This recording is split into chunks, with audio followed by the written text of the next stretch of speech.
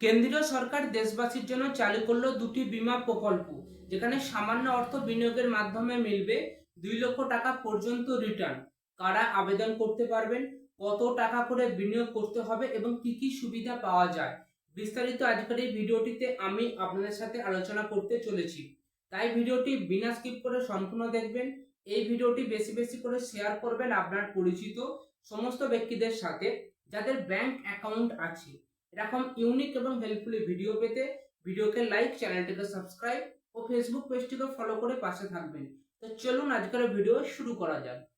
আজকের এই ভিডিওটিতে আমি আপনাদের সাথে আলোচনা করতে চলেছি কেন্দ্র সরকারের জনপ্রিয় দুটি বীমা প্রকল্প পিএমএসবিওয়াই এবং পিএমজেজেবিওয়াই সম্পর্কে। পিএমএসবিওয়াই অর্থাৎ প্রধানমন্ত্রী সুরক্ষা বীমা যোজনা, এটি একটি দুর্ঘটনা বীমা। এর জন্য আপনাকে মাত্র 20 টাকার প্রিমিয়াম জমা দিতে হবে।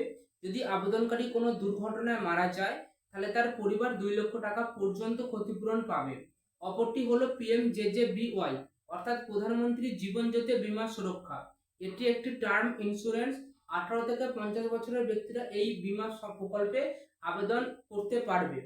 আবেদনকারী যে কোনো কারণে মারা গেলে তার পরিবার 2 লক্ষ টাকা পর্যন্ত ক্ষতিপূরণ পাবে। ব্যাংক অ্যাকাউন্ট থাকলে আপনি এই বীমার সুবিধা পাবেন।